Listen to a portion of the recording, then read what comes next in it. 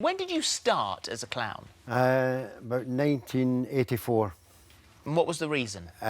Because I was an orphan and we never got treated. We were always in homes and that. Yeah. And I like to help young children as well, you know, and charities for disabled children, and they need all the help they can get. And this just came into me and I says, well, I'm going to do something. I run marathons and 10Ks, a lot of runs I do every year, and I like to help the charities. How much have you raised? A lot of money. Raised up to now, I raised just over another £1,000 there for a wee girl that did the Paralympics in Largs, and I raised £1,000 for her. So what's your total? Wee Abby Kane, she was on the television with us. She came in second in the swimming, and her total brought my total up to 190,000. Gosh, well done, you. And I mean, you have dedicated your life to raising money for charity and doing good things. You've got your medals with you there, which you know you're very proud of that you've been given. Can we have a little look at what you? That's only some of them. That's the one that I got just the other day from Abby. Really beautiful. She must have been in Berlin doing a swimming thing, and she came back. Lovely. No, they're because really I raised £1,000, she said, we have that. So what do you think of this craze? The fact that, I mean, you're a happy clown, you like making people happy, and obviously there is a fashion now for clowns to frighten people. Yeah. I think this is absolutely ridiculous, really, you know, because they don't really, these people that do these funny faces and that, they don't realise how dangerous it is.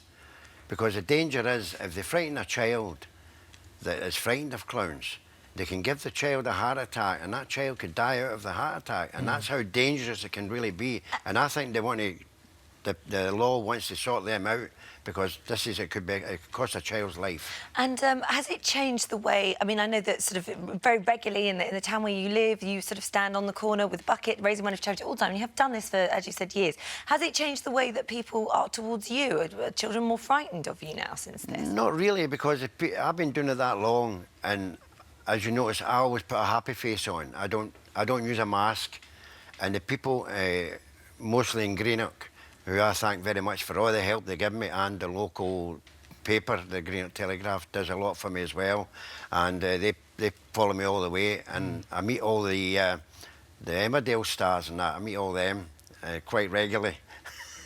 And the one that gives me a laugh is Eric Pollard? Oh, he's somebody else, you know what I mean? But I meet them all, you know, when I do all the runs, and when I'm doing it down to Manchester, they say, Tommy, you're on the wrong side. You should be in here with us because you're a celebrity. That's lovely. But to get back to the clowns again, I mean, the people are not frightened. Even children come to me that are frightened of clowns. Yes. And the parents come up to me and they'll say, Tommy, how do you do it? I says, what do you mean? Wee Willie is frightened of clowns, absolutely scared them, and he'll go up and he'll pull your costume and he'll be looking for his lollipops. The thing is that his the sad thing is that, and we'll have people invariably online saying, why didn't you give us a warning because I'm terrified of clowns. There are people, quite a lot of people, who are actually frightened of clowns even before this craze started. Yeah. And so this isn't obviously not going to help them if you've got a fear of something and one jumps out in front of you.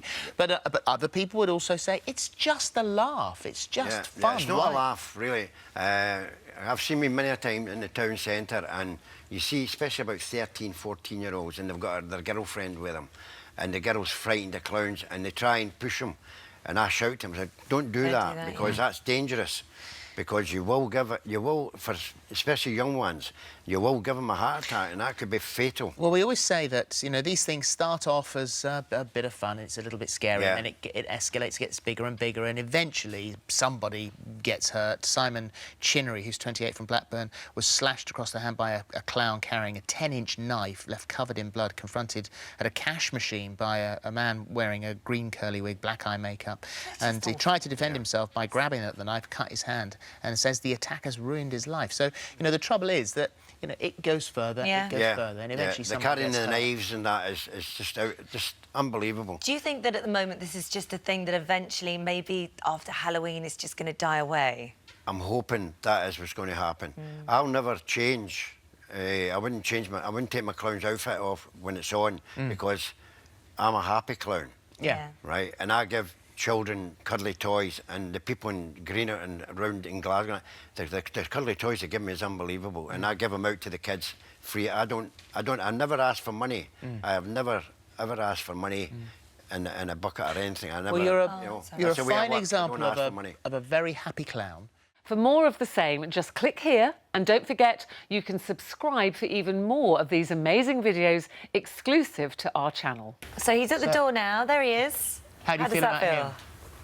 Yeah, I'm still here, so yeah, it's fine. So we'll bring him a little bit closer. Can he come closer? Yeah, How close can he come? yeah, it's fine. Can he keep coming closer? Yeah. Your siblings are going to hate the fact they can't tease you with this anymore. Yeah, I did, yeah, one of my older brothers did, yeah.